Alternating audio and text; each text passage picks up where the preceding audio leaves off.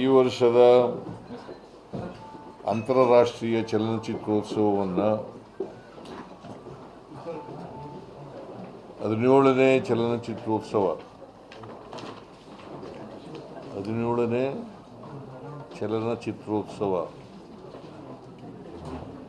ಇದನ್ನು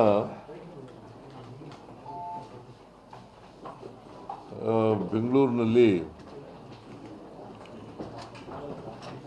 ಜನವರಿ 29ರಿಂದ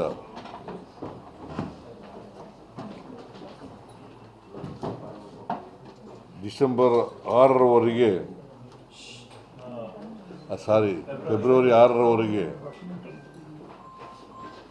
ಫೆಬ್ರವರಿ 6ರವರೆಗೆ ಜನವರಿ 29ರಿಂದ ಮುಂದಿನ ವರ್ಷ ಜನವರಿ 29ರಿಂದ ಫೆಬ್ರವರಿ 6ರವರೆಗೆ ಬೆಂಗಳೂರಿನಲ್ಲಿ ನಡೆಸ್ತಾ ಇದ್ದೀವಿ. ಬೆಂಗಳೂರಿನ ವಿಧಾನಸೌಧದ ಮುಂಭಾಗ ಗ್ರ್ಯಾಂಡ್ ಸ್ಟೆಪ್ಸ್ ಮೇಲೆ ನಡೆಸ್ತಾ ಇರತಕ್ಕಂಥದ್ದು.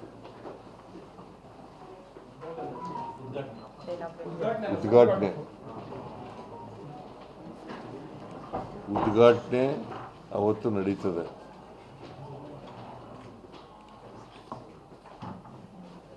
ನಾನು ಉದ್ಘಾಟನೆಯನ್ನು ಮಾಡ್ತೇನೆ.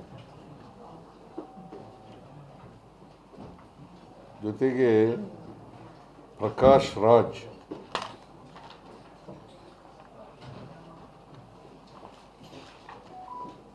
ಕಲಾವಿದರು, ನಿರ್ದೇಶಕರು, ನಿರ್ಮಾಪಕರು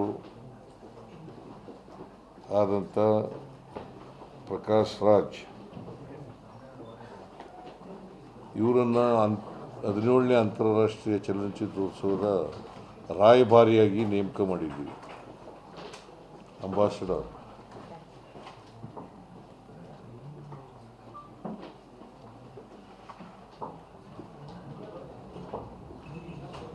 ಆಮೇಲೆ ರಾಜಾಜಿನಗರದಲ್ಲಿರ್ತಕ್ಕಂಥ ಲುಲು ಮಾಲ್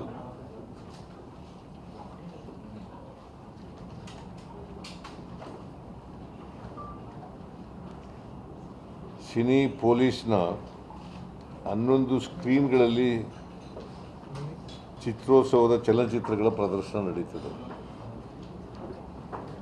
ಚಲನಚಿತ್ರಗಳು ಸುಮಾರು 200 ಚಲನಚಿತ್ರಗಳು ಈ ಚಲನಚಿತ್ರೋತ್ಸವದಲ್ಲಿ ಭಾಗವಹಿಸ್ತಾ ಇದ್ದಾವೆ.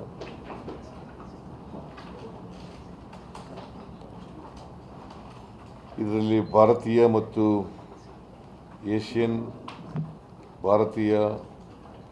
ಮತ್ತು ಕನ್ನಡ ಸಿನಿಮಾ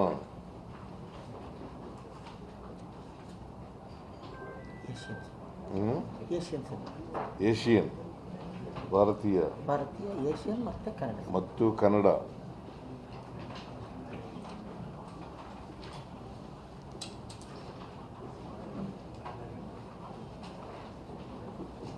ಇದುವರೆಗೆ 110 ಚಲನಚಿತ್ರಗಳು ಸಲ್ಲಿಕೆಯಾಗಿವೆ.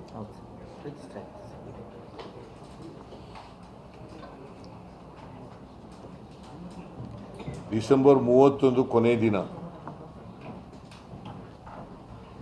2025.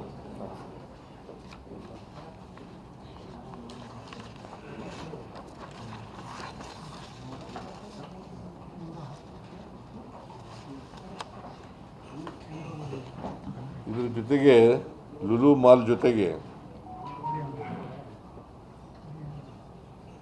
ಡಾಕ್ಟರ್ ರಾಜ್ಕುಮಾರ್ ಭವನ, ಕಲಾವಿದರ ಸಂಘ, ಚಾಮರಾಜಪೇಟೆ ಹಾಗೂ ಬನಶಂಕರಿ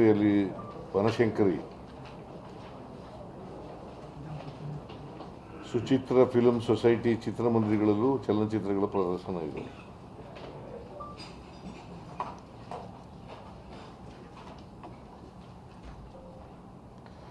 ಅರವತ್ತು ದೇಶಗಳ ಚಿತ್ರಗಳು ಭಾಗವಹಿಸ್ತಾ ಇದ್ದಾವೆ. ಸುಮಾರು 200 ಚಿತ್ರ, 60 ದೇಶಗಳು.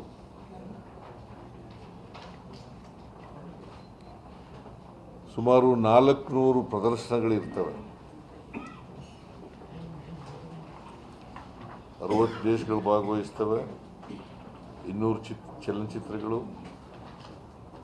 ಮತ್ತು 400 ಪ್ರದರ್ಶನಗಳು ನಡೀತವೆ.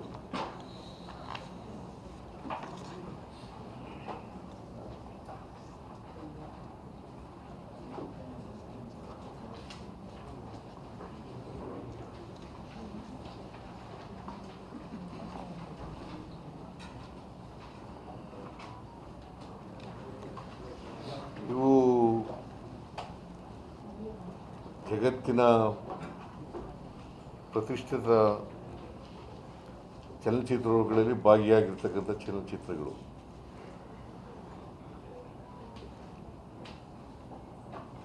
ಮತ್ತು ವಿವಿಧ ಪ್ರಶಸ್ತಿಗಳನ್ನು ಪಡೆದಿರ್ತಕ್ಕಂಥವು.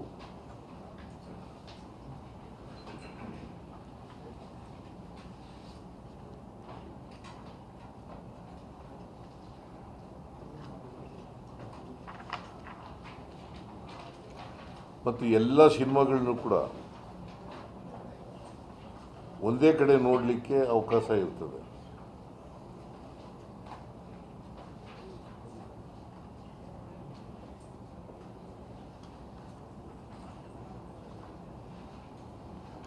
ಆಮೇಲೆ ಈ ವರ್ಷದ ಆಸ್ಕರ್ ಪ್ರಶಸ್ತಿಗೆ ಶಾರ್ಟ್ ಲಿಸ್ಟ್ ಆಗಿರುವ ವಿವಿಧ ದೇಶದ ಅತ್ಯುತ್ತಮ ಚಲನಚಿತ್ರಗಳು ಸಹ ಚಿತ್ರೋತ್ಸವದಲ್ಲಿ ಪ್ರದರ್ಶನ ಆಗ್ತಾ ಇದೆ. ಈ ಆಸ್ಕರ್ ಪ್ರಶಸ್ತಿ ಇದೆಯಲ್ಲ, ಅದರಲ್ಲಿ ಶಾರ್ಟ್ ಲಿಸ್ಟ್ ಆಗಿದ್ದಾವಲ್ಲ, ಆ ಸಿನಿಮಾಗಳು ಕೂಡ ಪ್ರದರ್ಶನಗೊಳ್ತವೆ.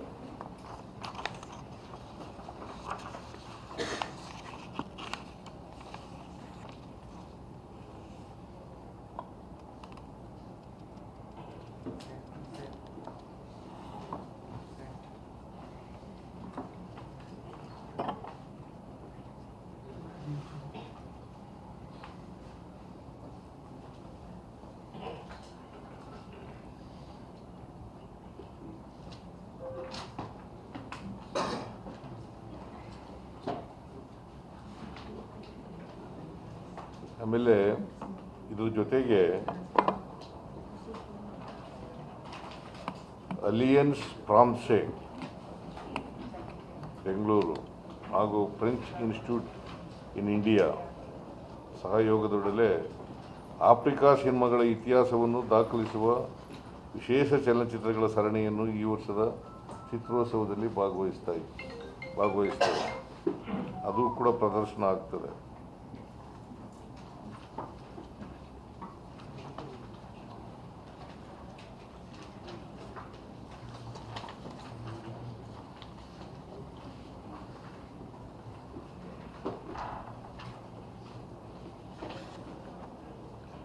ಇವತ್ತು ಸಮಿತಿಯ ಮೀಟಿಂಗ್ ಮಾಡಿದ್ದೀವಿ. ಸಮಿತಿನಲ್ಲಿ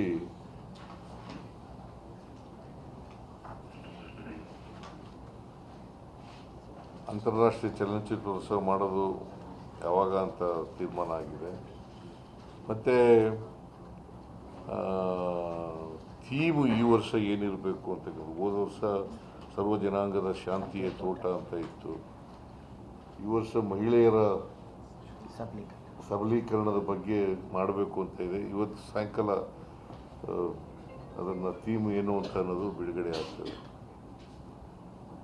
ಇನ್ನು ಥೀಮ್ ನಿರ್ಧಾರ ಆಗಿಲ್ಲ. ಬಟ್ ವುಮನ್ ಎಂಪವರ್ಮೆಂಟ್ ಮೇಲೆ ಆಗುತ್ತೆ. ವುಮನ್ ಎಂಪವರ್ಮೆಂಟ್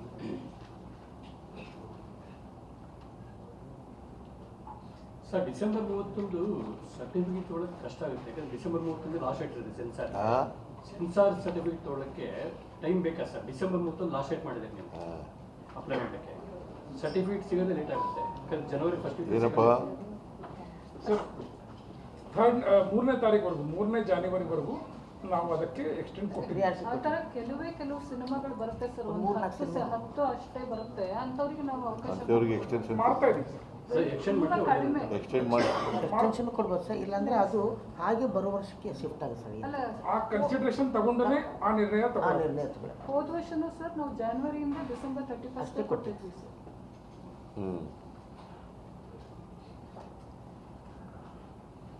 ಏನಾದ್ರು ಇದೆಯಾ, ಏನಾದ್ರು ಕೇಳೋದಿದೆಯಾ?